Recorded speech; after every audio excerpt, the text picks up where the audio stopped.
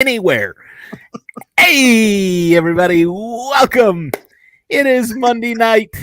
Welcome to MCU Mondays. I am your host, David. How is everyone tonight? With me, as always, tonight is my co-host, Debbie. How are you, Debbie?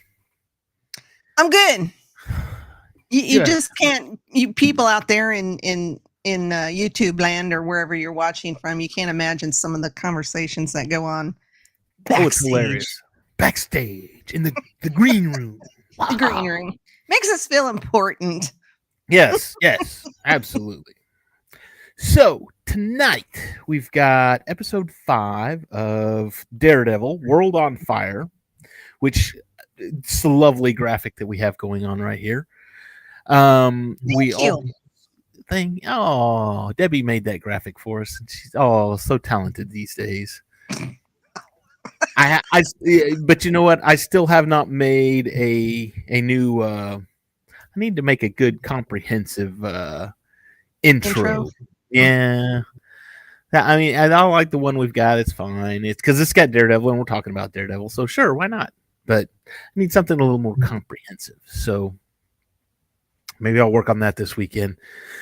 The problem with it is that I got a bunch of Lego sets, and so I'm doing a lot of time lapse on my time lapse builds for my Lego sets. I got them for my birthday, and so all of my time this weekend was building like 2 Lego sets and then editing and cutting together for time lapse. So, and those will be up on the. I'm thinking they're going to be up on the Geek News Now page here within the next week or 2. So keep your eyes open. Hit the like and subscribe button so you know when they come up. And then you'll be able to see them. You'll be able to see the Lego builds, and it'll be fun. So hit that like and subscribe. All right. Well, tonight we've got World on Fire. We're also going to look at the second season of I Am Groot dropped, and there were 5 episodes, and each one about 5 minutes long. So we're going to talk about that for a little bit. But before we do that, I think we need to do our intro. How about that? So let's roll that intro.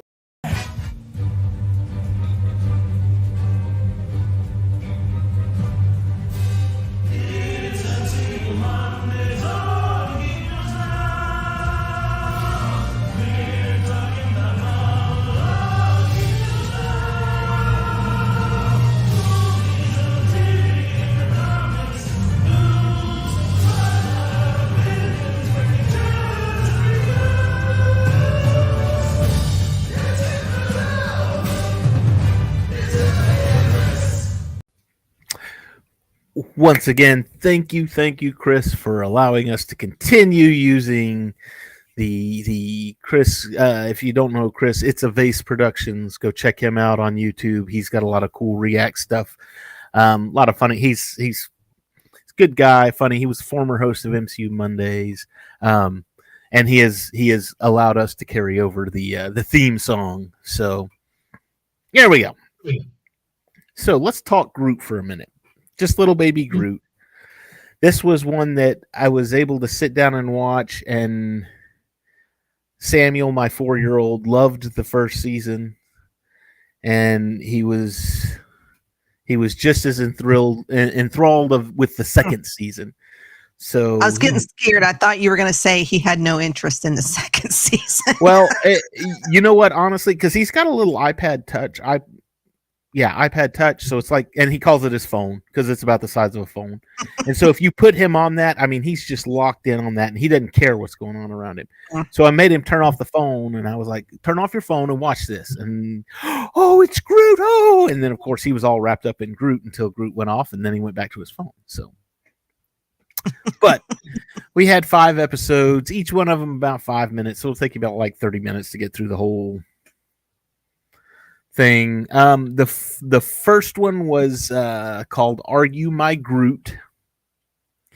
And basically it's he comes on this egg.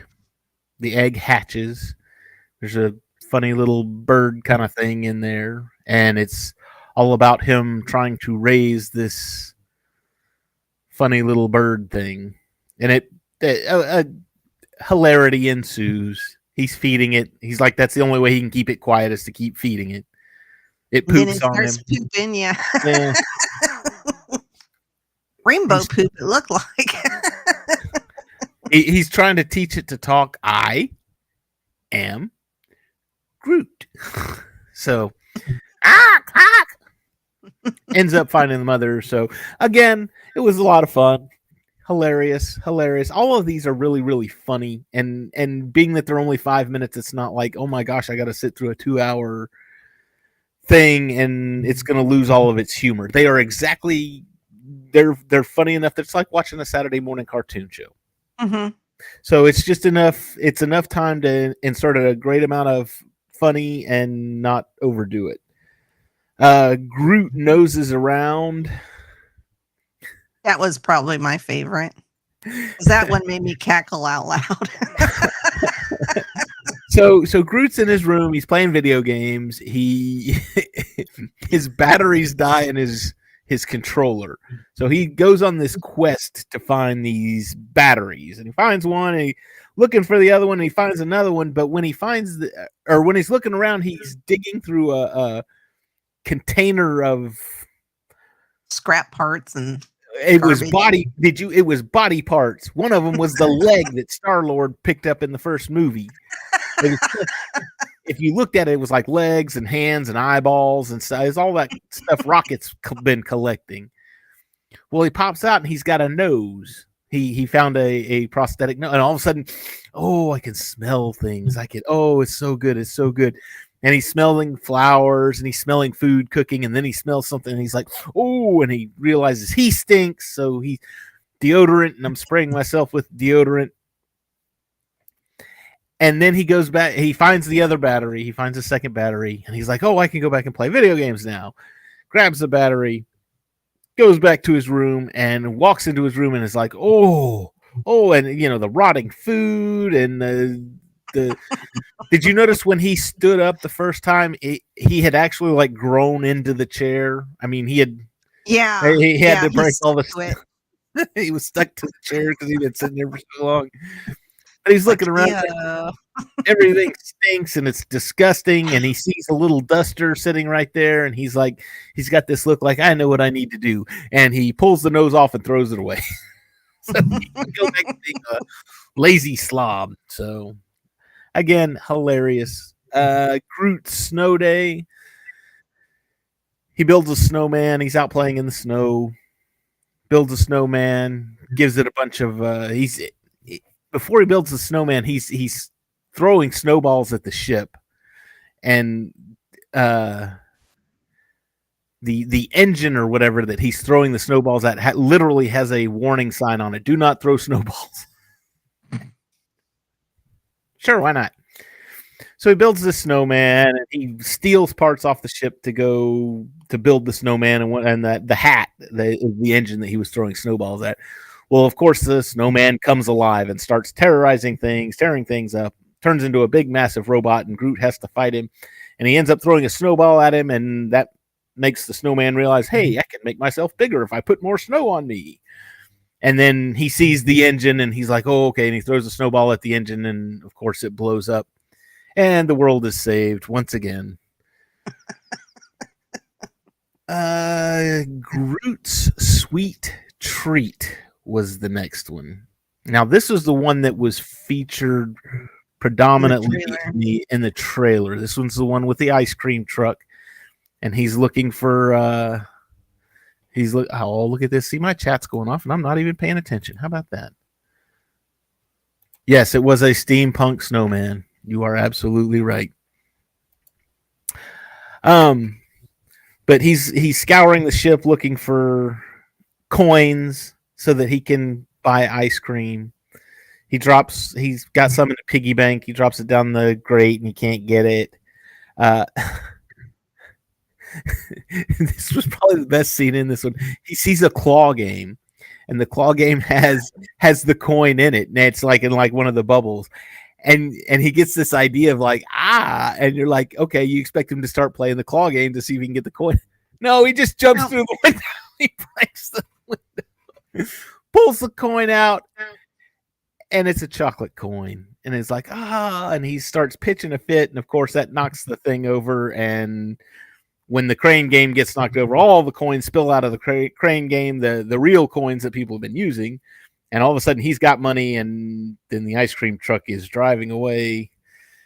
He gets in the ship and he flies after it real fast and ends up crashing into it and getting his ice cream. So good for you, Groot. And then the Groot and the Great Prophecy. Now this one, actually, I want to step back. The Sweet Treat, I believe, was the one. That one had Bradley Cooper's voice in it, right? Was that the one with the so Rocket basically had a you don't see him, but you hear him. You hear him. He's talking. So and then Groot and the Great Prophecy has a carryover from the What If series, and it's the Watcher.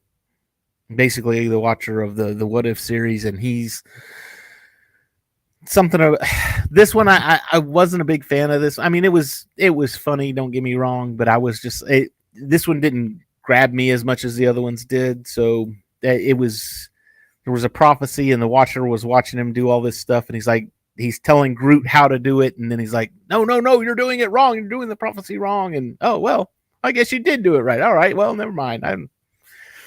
I can't say I can't help you do anything. I can only watch. But it was like Groot was the chosen one. Groot was the chosen one. You go out there, chosen one, and bring happiness to those you encounter. Something along that line. So, I Am Groot, season 2. A lot of fun. So honestly, to me, it's like watching the holiday special. You know, it's not really in the timeline anywhere. It's just something fun to watch and have fun with. So you don't have to take it too seriously. You can just sit back and laugh and enjoy the marketing tool that is Baby Groot. So it's just an excuse for Disney to sell more crap to us. More merchandise. Merchandising. I need to get that clip. Where the real money from the movie is made. That's what I need to find. All right. Let's talk Daredevil. World on Fire. This one, we are talking spoilers, so if you have not watched season 1, episode 5 of Daredevil, you've had plenty of time, and go watch it. Yeah, we're going to talk about the spoilers, so watch us first, and then go back and watch it and see how we did. So you can watch us first this time. If you haven't seen it by now, then don't know what you're missing. You don't know what you're missing. And if you haven't seen it because you were like, oh, well, I don't have Netflix. And it's like, well, that's fine. It's on Disney Plus. You can watch it there too. Or actually, I don't know that it's on. Is it still on Netflix? No, it's not on Netflix. It's strictly on Disney Plus. Yeah. Okay. So go watch it on Disney Plus. You know, it's all good. World on Fire. We've got the if you remember last episode, and I know we took last Monday off because of the holiday and everything, but the last episode was the Russian brother was Vladimir was his name, right? That was the brother, I think. The one that got smited by the kingpin. Antoli. Okay, Vladimir's the other brother. Vladimir's the one with the scar. Okay. Yes. So apparently he literally took off his head. I mean, he smashed it so much that it was pulverized. There was no head left on this person. So I mean, there was brains. Yeah, they were washing the car. There's chunks of things falling off, then blood, and it's like, ugh. Gross. It was pretty cool. So of course, Fisk is there. While they're washing the car. He's got the other mobsters around. It's like the scene from The Dark Knight where all the mob All the bosses are all the crime crime lords lords. Yeah. are They're all all hanging gathered around. together. All you needed was Boba Fett, and you would have had them all. So, just kidding. So anyway, he basically tells them that the Russians are out, but I'm going to deal with them, but just keep using them as usual. Just to keep things. I like the dynamic between. I can't remember who's the little old lady. Miss Gao or Miss Mrs. Gao. Gao. Yeah, I like the dynamic between him and Mrs. Gao, to where she knows he's very, very bad, and he knows that she knows but they're very cordial to each other. And oh, you must want something. Not yet, I don't, but I will. Yeah, I think there's more of a relationship between those two than there is between any of the others. Right. And I think it's because she's pretty ruthless herself. We'll see in other episodes. Yeah. But yeah, I think there's a mutual respect between both of them because they are both ruthless and nasty people. Yeah. And again, and again, D'Onofrio plays this role. I don't think I could say that enough. He plays this role so well, and I love the way he talks, the way he carries the character. It's just it screams gentle yet evil. It's he's like the bunny rabbit in Monty Python and the Holy Grail. He looks he looks nice and calm and cool and collected, but don't get too close to him or he's gonna jump up and bite your head off.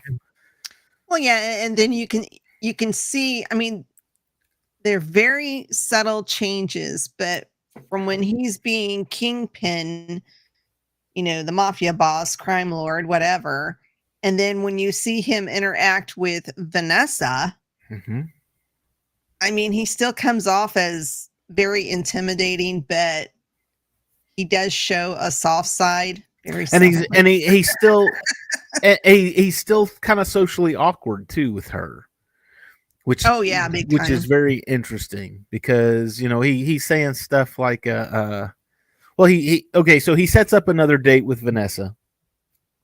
I guess he rented out the restaurant because there was nobody else there, and she's like, he said something about, no, now we won't be interrupted. And she says something about a grand gesture, and then she says, well, what if I leave? And he goes, well, then I'll dine alone as I have so many other nights. And I'm like, wow, he's socially awkward, and now he's playing the guilt trip. If you don't eat with me, then I'll just have to eat by myself. It'll be fine. I've done it a lot. It's okay. The thing is Kingpin or Fisk, he approaches everything like he's playing a game of chess because, and we see it in this episode because he's manipulating the Russians to believe one thing, which was totally a lie because he was the one that killed his brother. So basically he put it out there that the Russian brother was killed by Daredevil, by the man in the mask. And so now the Russians, instead of trying to hunt him down, are going to be hunting the man in the mask down. So just in case you missed that and you didn't know. But yes, you're absolutely right. He's like, okay, I'm gonna get the Russians mad and riled, and they will take care of the man with the black mask, and I won't have to worry about him, and everything will be fine. And then I'll take care of them. I'll take care of the Russians. He plays the long game. Yeah.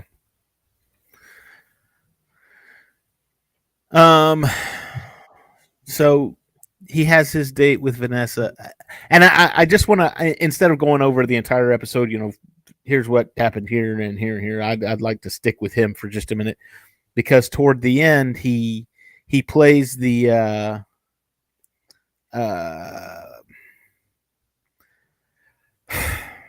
I don't know, the Fight Club card, where he blows everything up. He blows up a bunch of stuff, and basically he's tearing down Hell's Kitchen, and he's very manipulative in this way, to where he tells Vanessa,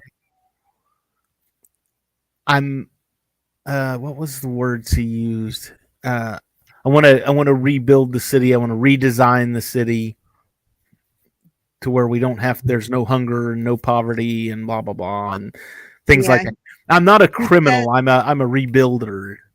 He says the city needs to die before it's reborn. Exactly. There you go. And then he goes over to the window and he's like, "Do you remember? Did you hear about the boy that got kidnapped and was assaulted?" And then everything starts blowing up. "Well, that won't ever happen again." And she's sitting there, and this is one of the good things about her, is that I think she is so much enamored with Fisk at this point that she doesn't care. It's like, I know you're evil and what you're doing is bad, but you have good intentions, so I like that. She likes the bad boy. I don't know. She comes off, to me at least, she comes off creepy. Well, and she does. I mean, she just along for the ride. She doesn't care what he does, and even though it's diabolical, it's just like, okay.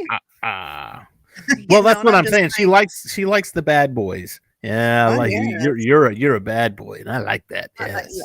There's bad boys, and then there's evil. I don't see the attraction. it's not just evil, it's evil of the devil. That was from So I Married an Axe Murderer. So if you haven't seen that one, go see that one. That's a lot of fun too. You haven't seen it? Mike Myers? Oh, it was really good. You made mention of Fight Club. Was that in regards to the movie? Uh-huh. Where, remember at the end of the movie, they had all the buildings were blowing up, and they were sitting there in the window watching everything blow up and go to crap. I've never seen Fight Club. Oh, okay. Yeah. Yes. Okay. So at the end of Fight Club, they're standing there at a building and they're watching a bunch of buildings blow up that they helped destroy. So my children have told me I need to watch Fight Club, but I've just never watched. I mean, I like it. You know what? Honestly, I have yet to see a movie that Brad Pitt is in that I did not like. I mean, he's in my opinion, he's on my scale, he's like the polar opposite of Tom Cruise. I love going to see his movies, and if I see that he's in a movie, I'm like, oh, I need to make some time and go see that. Did you watch Bullet Train? That was good. But there's a bunch of them I haven't watched. So Bullet Train is on my list, and Glorious Bastards I haven't watched. Once Upon a Time in Hollywood. I haven't seen it. Isn't even out anywhere? What's that? Maybe it's just maintaining the first rule of Fight Club. We don't talk about Fight Club. The Once Upon a Time in Hollywood. I never seen it come out anywhere, like on Netflix or something. I don't know that it's on Netflix, but here's the thing: is my brother and I and my parents share a Plex account, and so movies that we want to see on Plex, we download the movies and we put them on the Plex server. My brother's in charge of the Plex server. My brother is an enormous Coen Brothers fan. He loves the Coen Brothers movies, like all of them. They have not made a bad one yet, and honestly, the ones that I've seen, yes, they're Raising Arizona, loved it. The remake of True Grit, I did not think I was gonna. Oh my gosh, it's so good. Oh, It was. I was love like, that movie. I mean, I I saw love the original, except for I never could stand the girl. yeah. But Well, in this movie, and it was good in this movie. They just made her less annoying, I guess. And well, that was Haley Steinfeld too. So, but the thing with this one was I saw that they were remaking. Oh, we're remaking True Grit, and I'm like, this is gonna suck. There is no way that this is gonna be good because you're never gonna be able to recast the Duke. You can't do that. Oh, we got Jeff Bridges to do it. I'm like, the dude? You're gonna take the dude and make him John Wayne. It's definitely not gonna work. And then you watch it, you're like, oh my God, it's brilliant. It's brilliant. It was good. I was a little worried because Shield. This one's one of my favorites. That's one of my all-time favorites. Is Raising Arizona. And if you haven't seen Raising Arizona, go watch it. It's amazing. It's Nick Cage and John Goodman and Tex Cobb and Holly Hunter, I believe. Oh, so good. Yeah, in my household, we grew up a John Wayne movie fanatics. Mm-hmm. I mean, my mom, for her, John Wayne was her or my Harrison Ford. Yeah. That's how it went. If there was a John Wayne movie out, I don't care if we had to starve for a week, we went to a John Wayne premiere movie. So. It doesn't matter. We're going to see the Duke. Well, you know what? I'll tell you this then. Then this would make your mother happy. We went to Moab, Utah once, and Moab is in southern Utah. That's where like the Arches and basically John Wayne shot a bunch of cowboy movies down there because it's all the desert stuff and everything. We stayed at a hotel, and I can't remember the name of the hotel, but we stayed in the Duke suite. So we stayed in the suite that John Wayne actually stayed in when he was down there shooting movies like that. So I have trodden where John Wayne has trodden, and I have slept where John Wayne. I've slept in the same room that John Wayne has slept in. It's kind of like the equivalent of the Lincoln room in the exactly. Yeah, the Lincoln room. For me, it would be. Yeah. So anyway, now that we've gone from Brad Pitt to the Coen brothers to John Wayne, let's go back to Daredevil. That was a rabbit and a half, wasn't it? You always go down the rabbit hole. Oh, but see, Shield Maiden, look at this. 6 degrees of Nick Cage. Oh, we needed Kevin Bacon. We'll find something with Kevin Bacon. Don't worry. Anyway, the explosions. Daredevil. Matt Murdock. Let's do Matt. Let's talk about Matt for a minute. Because Matt's getting a little frisky in this episode. Yeah. Getting a little boy. Little Rosario Dawson action going on there. Yeah. And it was, and really his super hearing was really kind of played on this one quite a bit. He tells her, he says, "You've opened up the wound on your back." I could hear you've got a broken rib. I can hear it grinding together. Oh, yeah. So a lot of that's kind of weird. And she kind of sits there and is like, she's trying to find out, what he's capable of and that kind of thing. What do you see? World on Fire. That's where I was like, oh, he said the title. It was right there. And we get to see what it looks like through his eyes. Right.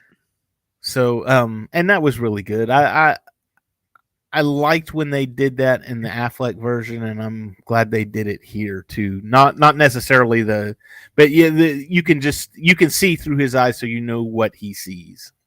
I like the Affleck version better because it was done with the rain. Yeah. And it looked cool. It was pretty. It was. So anyway, she has she decided yet that she doesn't want anything, not doesn't want anything to do with him, but does not want to start a relationship with him? Right, because they're having a conversation, and he says things about, because she says something about, you're going so far that you're becoming the thing that you hate. Kind of sounds like a Star Wars movie. Yeah. And he goes, yeah, I am. And she goes, well, I just can't go down that road. So Yeah. I'd be better off not to take this any further. Which is, I don't know. When people do that, and it's like, oh well, you've got Superman and Lois Lane. That's a prime example right there. You know, Superman's always going to go out of his way to rescue Lois Lane. You know that's always the case. And I mean, it got so bad even at some points, in the animated series and even the comic books, it was, hey, aren't you Lois Lane? Yes, I am. The same one that Superman rescues all the time? Sorry, yep. Ah, crap, we're screwed because Superman's going to show up and come rescue you because he does it all the time. It's like you're the special one. So I don't know. I kind of, as far as him and her being together, I like when a superhero is not bound by the lovey-dovey stuff. I've got to rescue. I can't do what I need to do over here because I've got to go rescue my girlfriend over here. Right. Kind of thing. So that's just my thoughts. We also got Froggy and Froggy. I do that all the time. I even write it like that half the time. I think she even said his name was Froggy at some point. I think she with the nickname of Foggy. What the hell? I think she dropped it wrong. And I think it was so, and I don't even remember her name now. I can't even think. Who, Karen? Karen. Foggy and Karen go to they are hired by a lady, and they are basically, this lady has said, I had men come in and they shut my power off, they've shut my gas off, and they're trying to get me to move because they want to buy the building, and I don't want to. And it was a what type of building was it? It was they're wanting to build condos. Yeah, and she's living in like a rent-free, rent control building. Rent control, yes. So she's living in a rent control building, and she doesn't plan on leaving anytime soon. So basically, it's the whole, we're going to hire some muscle to encourage the tenants to leave a little bit early. They offered her $10,000, which I was like, whoo, $10,000! You can't even buy a car for $10,000. Are you crazy? Well, that's not going to get you very far in New York. I know, right? Kevin Bacon and Nicolas Cage was in a movie together called Hollywood Waterloo. Oh my God, you've been looking at that? I was. Well, there you go. All right, we got Kevin Bacon in here. 6 degrees of Kevin Bacon. Wow, if you really wanted to go that far, we're talking about Daredevil, which is a Marvel property.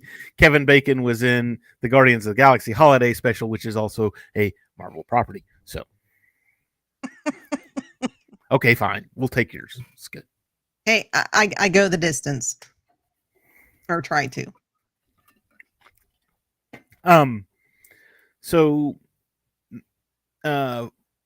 So Foggy and Karen go to the representatives of the land developers, the legal representatives of the land developers, and this Landman was and Zach.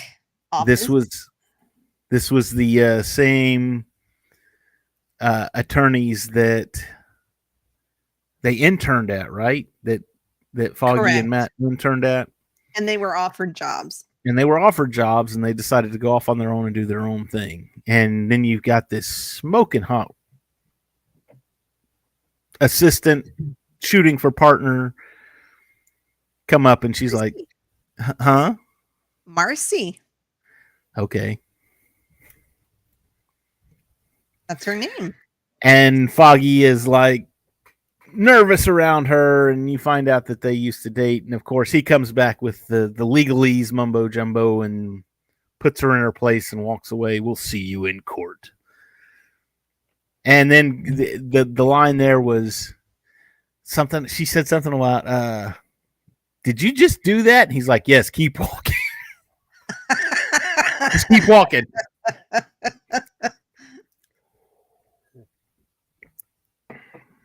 And we find out that Foggy used to date her, which we were like, okay, sure, why not? Yeah, it didn't make a whole lot of sense. I mean, nothing against Foggy because he's very adorable, but she just looked like she looked fake, is what she looked like. That's what it was. She looked and fake. She acted like a bitch. Well, you know, and like, that I'm working here. Wah-dee-nah-dee-nah. You shouldn't have left. I got the job that you gave up. Mm-hmm. I'm going to look down my nose at you. She's fake. She's a phony.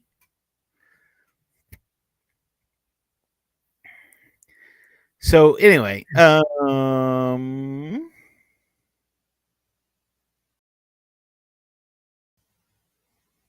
they leave. They go to the apartments, and they're helping everybody in the apartment. They're helping the tenants in the apartment, get back together. The lady that they help says, I want to cook a meal for you. I want to, cook you a home cooked meal. And of course they set Foggy and Karen up on a date. And it was just, is this a date? Yes, I think it's a date. It was just. And this was the moment that I truly hated Karen. Why? Because she was just so oblivious to him basically drooling over her, and she's just acting like, I know I wrote it down somewhere because it pissed me off. I didn't see that at all. Hold on. Keep talking, I'll find it. I think this was the part. I think this was where she finally looked at him and said, okay, I could kick him out of the friend zone and we could have something going on here. Either that or it was the next episode, because and the whole thing with and she was flirting too. She knew what she was doing. Can you touch my face? No, touch my face and then I want to touch your face. Yeah, this is the episode because he's talking about how Matt gets all these hot girls and he can't even see them, and how he'll ask them if he can touch their face so he can kind of get a better lay of the land, if you will. And he only does it to the hot girls. Yeah. And so I just thought it was, and you see it on Foggy's face.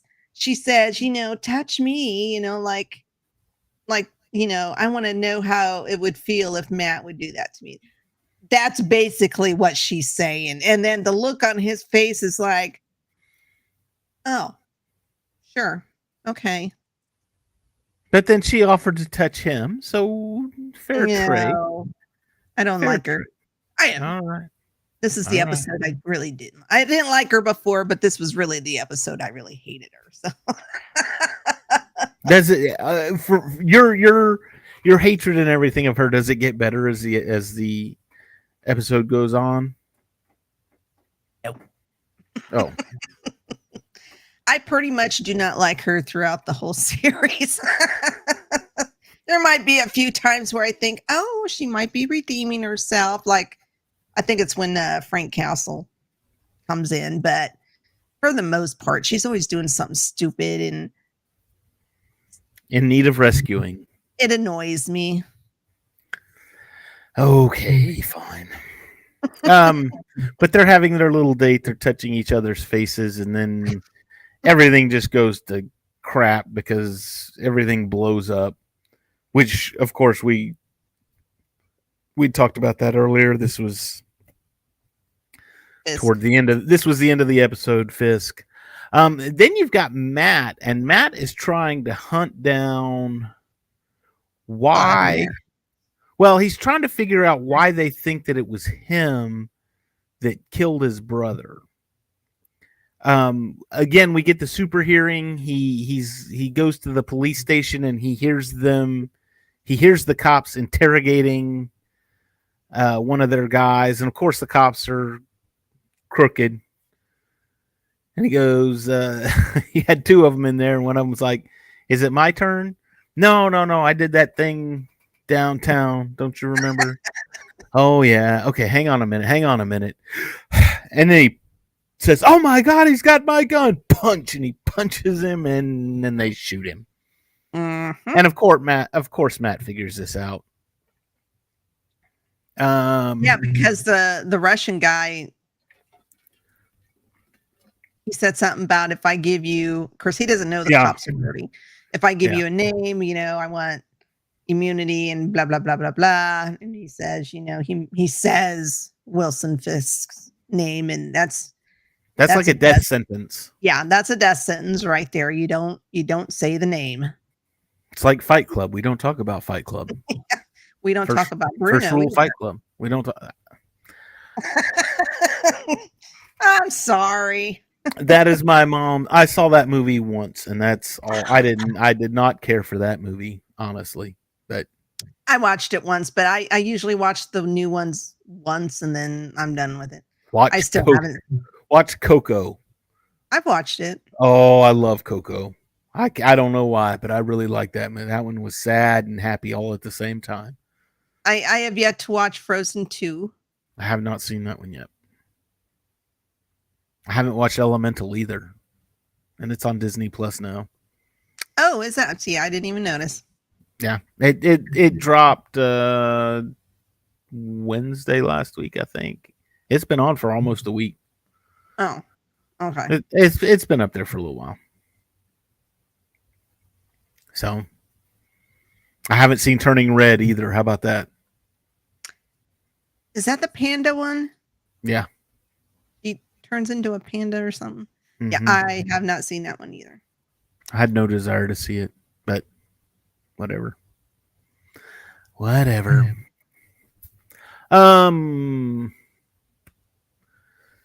So Matt finds the dirty cop, beats the holy living bejesus out of him. Breaks his arm. Yeah. And then he takes his phone. And it's a burner phone. Mm-hmm. So we learned that from CSI. We like burner phones. Courtesy of Mr. James Wesley. Exactly. Who also just happened to send all the locations where all the bombs were going to go off. And he took that as now because he was looking for Vladimir, because he's trying to work his way up the chain to find out why they're after him. So I'm guessing he looked at that as, okay, I need to go to one of these addresses because that's where they are. That's where they're hideout. Yeah, they were all the Russian either businesses, like the cab company, or the Russian strongholds or something. The chop shops and things like that. So you had the human bombs too. You had the one little guy that was singing the song walked into the middle of everything and then set himself off. Yeah, that was one of Gao's runners, drug runners. Mm-hmm. And Matt finds one of the Russian strongholds or whatever, starts beating the crap out of one of them, and then he doesn't blow up, but he gets blown up. And then the cops show up, and he makes no attempt to escape. Put your hands up, and that's where the episode ends. So now we have to wait till next week to find out. Or you can go to Disney Plus and just watch it by yourself and find out I've what already happened. watched it.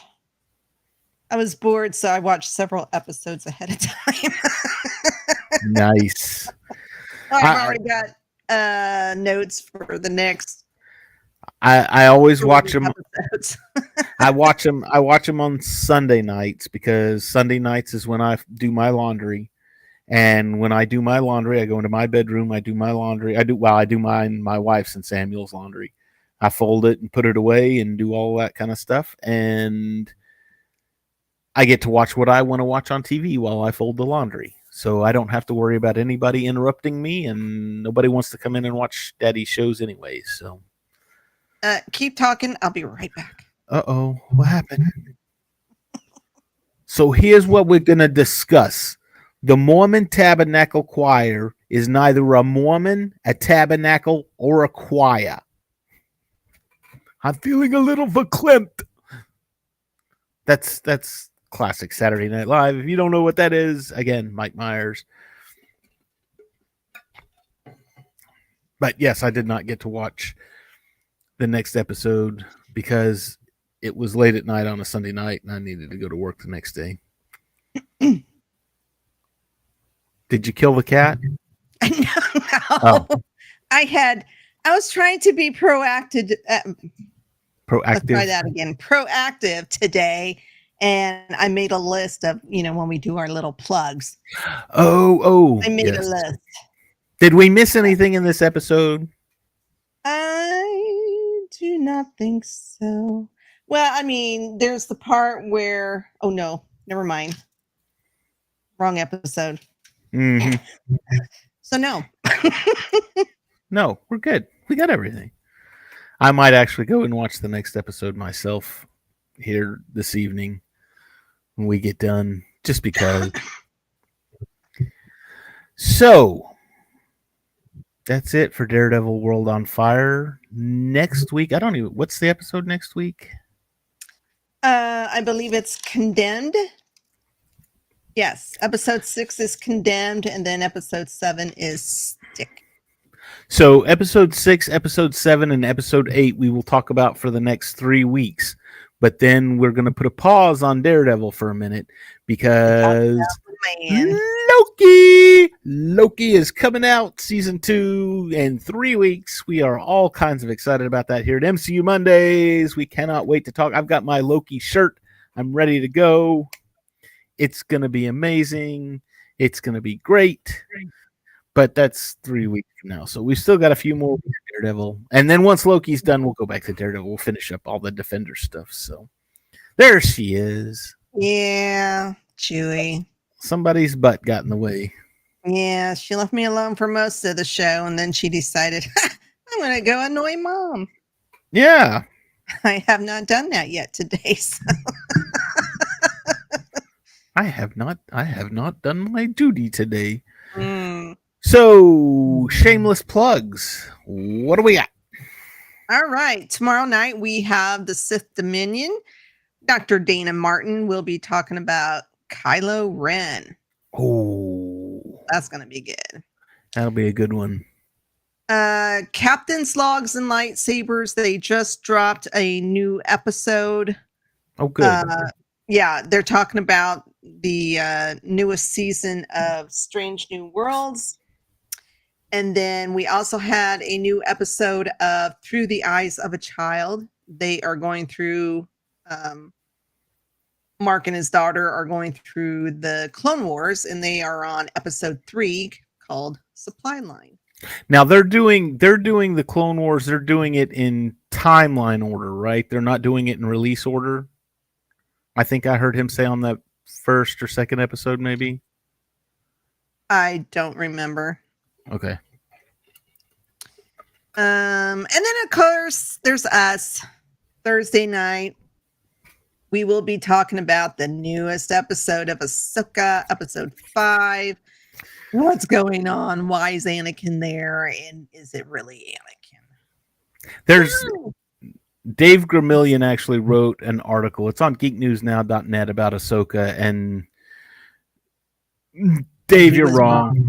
You are wrong on every level, sir. And I think he did that just to piss me off. Oh, he likes to rile up people. I know. And I no, think you are wrong. We do not need him. Michael Bay. A lot of the comments I seen were pretty much what we feel. Good. So, anyways, Saturday is Geek Gauntlet, as always, at 10 o'clock Eastern time. Talk about everything. Yeah, Ahsoka, gaming, anime. I think they talked about One Piece, and yeah, they cover it all. They cover it all. And then, as we said earlier, we'll be back Monday, MCU Monday, with episode 6 called Condemned. Cool. See how more smoothly that goes when I actually have something to read on? When you have it written down, when you got a script right in front of you, it's all good. It's beautiful.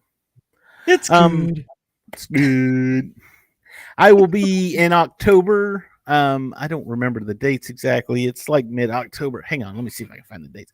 In October, I will be at Dallas Fan Fest at the Dallas Fan Fest at the Irving Convention Center. Let's see here. Any updates on guests? Well, that's weird. I've only seen 2. Of course, I don't follow their page, but every once in a while I'll see somebody repost something, and I've only seen 2. It's wow, they've already announced the dates for 2024's Fan Expo, June 7th through 9th. This is not what I wanted.